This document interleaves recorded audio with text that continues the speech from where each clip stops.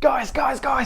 Stop saying you're confused. Stop saying you're confused. You can do better than that, okay? You can do better than that. In this episode today of Aussie English, I'm going to teach you more than 20 ways to say that you are confused. Adjectives and expressions. And if you hang around until the very end, I'm going to teach you 5 Australian slang terms that may leave you confused.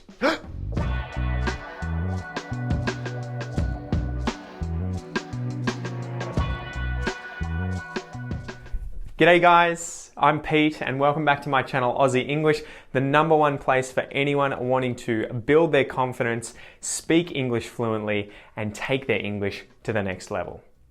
Okay, so today we have a bunch of good vocab to use instead of saying the word confused. And if you want to see these in use, quite a lot of these were used in the recent podcast episode that I have down below, linked down below, to pick someone's brains. So click that link after this video and go and check out that Advanced English podcast to take your English to the next level. And lastly, before we get into it, smash that subscribe button and the bell notification if you want to stay up to date with all of the new videos. Anyway, let's get into it.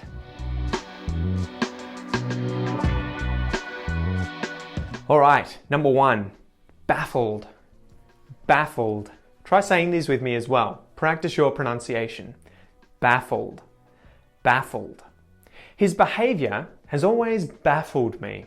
#2, befuddled. Befuddled. That sounds like a funny one. Befuddled. I was in a befuddled state this morning and I lost my phone. Befuddled. #3, bewildered. Bewildered. He had a bewildered look on his face. Bewildered. #4, and this is an awesome one, guys. This is awesome. It's not very common, but it sounds great. Discombobulated. Discombobulated. Say that with me. Discombobulated. Discombobulated. The kid's bike fell apart when he was riding it, and now he's incredibly discombobulated. #5, flummoxed. Flummoxed. The student was flummoxed that he failed his exam. #6, mixed up. Mixed up, right? If you mix something like this, you mix it completely, you mix it up.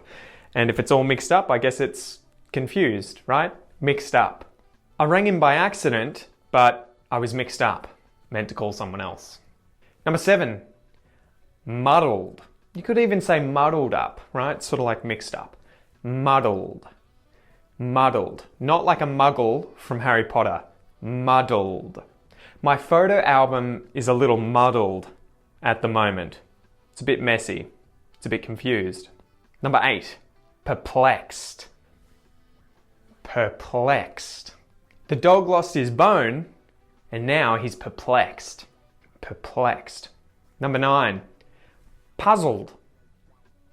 Puzzled. That question had her puzzled. Puzzled. #10, stumped. Stumped. Stumped. The investigator was stumped. Thrown. Thrown. I guess that's sort of thrown, but if you were thrown off something, it's like you don't know, right? You're confused. Thrown. When he heard the news, he was completely thrown.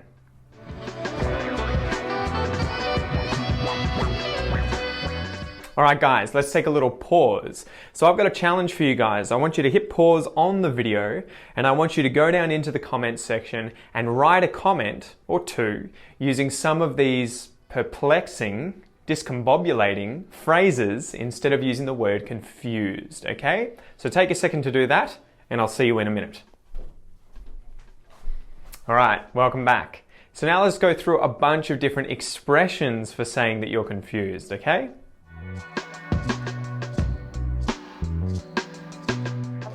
#1, to be at a loss. At a loss. At a loss. She became popular, but she was at a loss to know why. At a loss. #2, can't get your head around something. So if you get your head around something, it means you understand it. And if you can't get your head around something, it means that you're, confused. You don't understand it. I can't get my head around why he would say that. Number 3, to go in circles. To go in circles, right? Imagine you're driving, you keep going around and around and around, you're obviously pretty confused. To go around in circles. So the investigators were chasing the criminal, but they couldn't find him. They kept going around in circles. Number 4, to have your wires crossed. To have your wires crossed. I think you've got your wires crossed, buddy. My name's Pete, not Jeff. Number 5, and here's a 2 for 1, okay? You get 2 for the price of 1. To be in a fog or to be in a haze. So you can imagine if you are in a fog or a haze, you can't see very well, so you're pretty confused, right? In a fog, in a haze. He woke up this morning in a fog. Or you could say, he woke up this morning in a haze. Number 6, to look like a stunned mullet.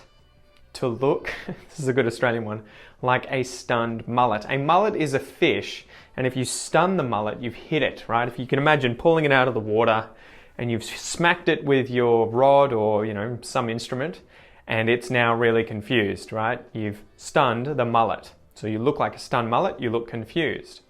Don't just sit there, mate, looking like a stunned mullet. Number 7, my head is spinning. My head is spinning. When he dumped his girlfriend, her head was spinning. I don't understand why.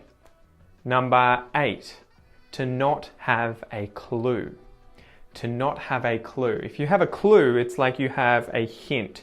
You have some information as to what, is the problem or is the very thing that you're trying to discover. So if you don't have a clue, you don't know, right? You're confused. You don't have a clue. I don't have a clue what's going on. Number 9, to not have the foggiest idea. I don't have the foggiest idea about what's going on. To not have the foggiest idea.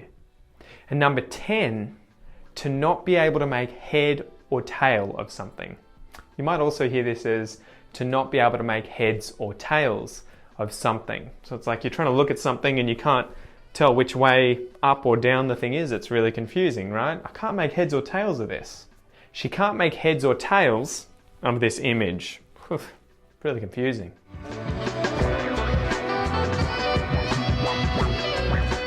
Alright guys, you've made it to the end of the video. Well done. Now I want to teach you, as promised at the start, 5 different Australian slang terms that may leave you going in circles. It might leave you in a fog, okay? So let's go through these. Number 1, Australians always do this. We always say yeah, nah. Yeah, nah, right? Yes, no. It's kind of confusing because we've said both. The trick is that it is the second one that we've said that is the meaning, right? Yeah, nah means no. We say yes at the start to accept, to show that we understand what's being asked or said, and then nah to show that we disagree, okay? Or that we don't want it.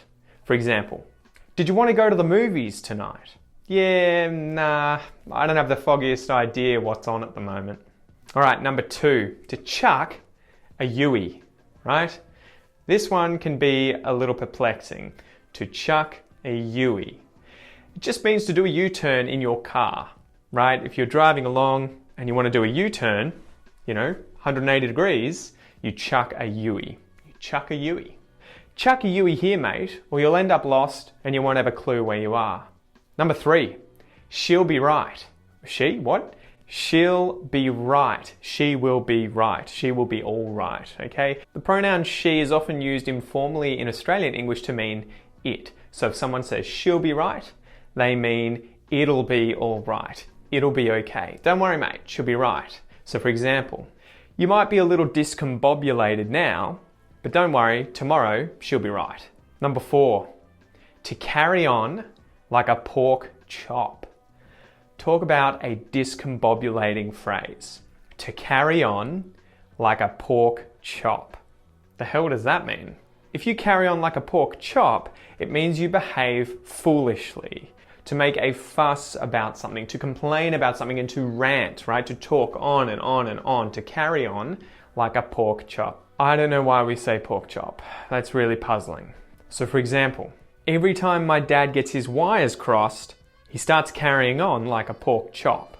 Alright guys, and number 5, the very last one today, to have a few kangaroos loose in the top paddock.